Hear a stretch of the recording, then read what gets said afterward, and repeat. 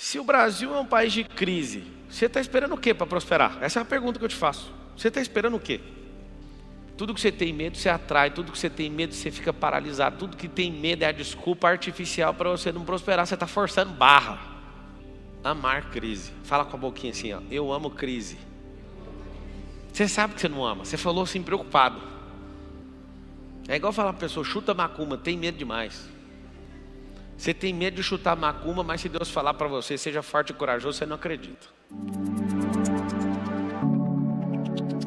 Eu não consigo te entender. Acho que a maior crise que você tem chama-se identidade. A segunda maior crise que você tem são os bloqueios infantis que você carrega. E você fica infantil a vida inteira. E o terceiro maior é ser uma pessoa sem propósito. Já começa resolvendo essas 3 crises, você vai ver onde você vai parar. Uma outra crise é ter dó dos outros. Aí alguém fala, tá vendo? Esse cara é sem coração. Eu duvido que você que pensou isso ou falou isso tem mais generosidade que eu e ajudou mais gente que eu. Só tem uma coisa, não carrego ninguém nas costas. Dó é levar a pessoa e não mudar nada na vida dela. Compaixão, você vai mudar a vida de alguém, você vai contribuir para isso. Você tem que ser dono das crises. Você sabia que o governo às vezes faz sacanagem para aumentar a inflação, porque o caixa não está batendo, eles precisam de arrecadar mais imposto? Com a inflação mais alta, arrecada mais imposto. Você acha que eles têm dó de vocês? Eles precisam fechar as contas. A pandemia me quebrou. Mentira, o que quebrou foi não ouvir que desde a década de 90 as pessoas estão mexendo com e-commerce. O que quebrou foi você não ter um social media. O que quebrou foi você não investir em branding. O que quebrou a sua empresa da pandemia foi você não ter uma loja digital. Mas não tem nada a ver meu negócio. Era para você ter um negócio suplementar. Se você me ouve falar que você quebra depois de aprender tudo que eu já ensinei nesses últimos anos, você quebrou porque você quis.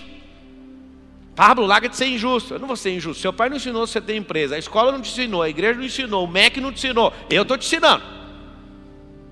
Para ter empresa é o seguinte. Você tem que criar problema. Você vai ser lembrado por isso. Os problemas que você criou e os problemas que você resolve. Se você é um resolvedor de problemas, você vai ganhar pouco. Se você é uma pessoa que cria problemas, você vai ser multimilionário. E se você criar problema para 1 milhão de pessoas, você vai ser bilionário. Se você criar problema para 1 bilhão de pessoas, você vai ser trilionário. E para você saber, não tem ninguém quadrilhário ou quintilionário ou zepta, potência de bilhão. Não tem por quê? Porque não tem mais do que 7,8 bilhões de pessoas. Essa geração só vai enxergar pela exponencialidade desse tempo, só vai chegar até trilhão. E esses caras estão chegando no trilhão agora. Por que vão chegar em trilhão? Porque os negócios são desejados por bilhões de pessoas. Como virar bilionário?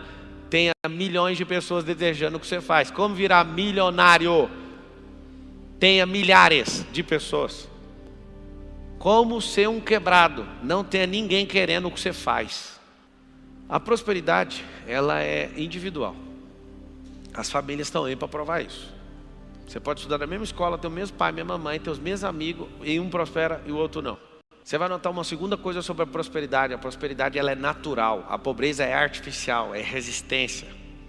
Enquanto a prosperidade é natural, a pobreza é artificial. Significa o quê? Tem que contar muita historinha para você mesmo, para você acreditar. Tem que contar história demais. Então quando você olha para a natureza prospera sozinha. Eu fico encantado em ver uma pessoa passar uma vida inteira sem prosperar. Se ela bancasse uma árvore, se ela virasse uma árvore, ela prosperava, gente. Deixa eu explicar uma coisa, você não entendeu. Se você pegar sua canela, você pega meio palmo de canela, abre um buraco, planta no chão, seu pé, os dois. Põe adubo e não sai de lá. Se você bancar a árvore, a natureza, olha, isso é uma árvore. Vai, manda energia.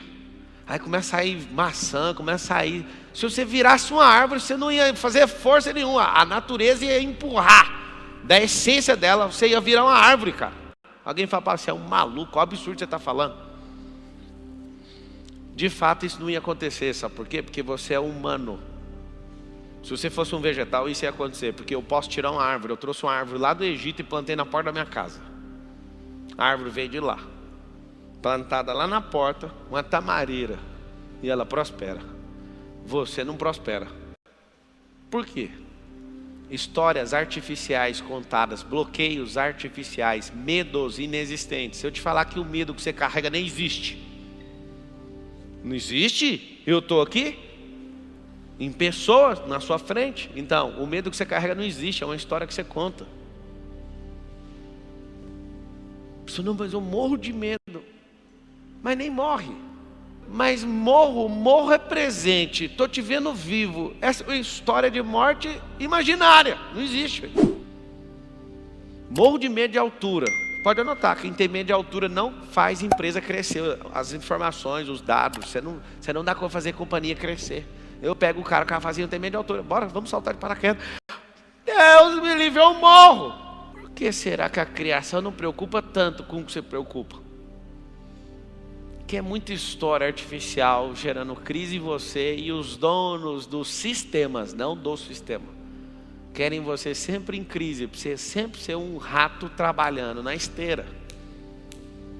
E se você estiver ocupado trabalhando, você não tem tempo para prosperar. E você vai notar esse negócio e vai doer a sua cabeça.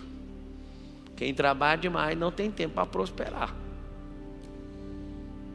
Pablo, eu sou fichadinho, trabalho 180 horas, não sei o quê. Vai comprar água vendendo no sinaleiro, que é melhor. Você vai aprender a arte de vender. Você vai ficar indignado em vender 180 horas por nada.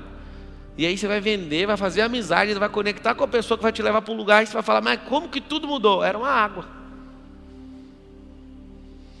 Não, Pablo, fala para eu fazer outra coisa. Enquanto tiver capim, tem prosperidade no país. O que você falou? Compra uma enxadona da Tramontina e vai capinar. Engraçado você falar esses trem. Pois é, só estou falando porque eu fiz. Vai vigiar carro. Tem muita gente com medo de ser roubado. Tem muita gente com medo do carro ser arranhado. Aonde tem medo, tem crise. Aonde tem crise, ou você trabalha para a crise, ou você é dono dela. Se o Brasil é um país de crise, você está esperando o quê para prosperar? Essa é uma pergunta que eu te faço. Você está esperando o quê? Quem você está esperando? Por que eu me vi na obrigação de ficar dando aula todo dia? Porque eu sei que isso vai pegar a melhor parte do Brasil e fazer as pessoas ficarem chateadas, improdutivas, decepcionadas. Não vão acreditar na justiça. Para prosperar, prospera no meio da crise. A luz só mostra a sua potência, sabe aonde? Nas trevas. Lembra sempre disso que eu estou te falando. A luz só mostra a sua potência nas trevas. Quando está muito iluminado e alguém vem com luz, a luz fica ofuscada.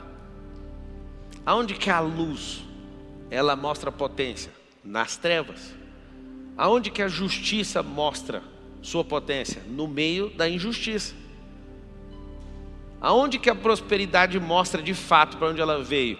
Na crise. Aí você vai notar um código agora sobre a prosperidade. Prosperidade é individual e pobreza é coletiva. Onde que eu percebi isso? Eu percebi isso olhando para todas as famílias. De 2, 3, 4, 5 ou 6 ou 10 filhos. Vocês vão rir com o negócio. Vocês vão começar a estudar as famílias. Dificilmente uma família se salva disso, tá? Dificilmente isso acontece. É raro esse caso. Toda família tem um que prospera e a maioria não. Pode olhar para todas. Raríssimos casos tem uns medianos, mas um é o José do Egito. Eu não sei se você sabe, essa pessoa representa o backup da família. Se todo mundo se ferrar, é ele que salva todo mundo. Pablo, você consegue explicar isso tecnicamente? Consigo. Uma crise na criação de filhos. Pais que criam 3 filhos com o mesmo método. Por isso que um só prospera. Aquele pegou o proveito. Não é porque o outro é cabeça dura. Não, é porque você deu uma criação. A hora que o pai fala assim, eu não sei onde eu errei. Eu sei onde você errou. Você tratou todo mundo igual. Eu quero te falar, para você até resolver e ser dono dessa crise. Nós não somos iguais. Nem no reino, que é o lugar mais justo de todos, a gente vai sentar na mesma mesa. Vocês sabem disso?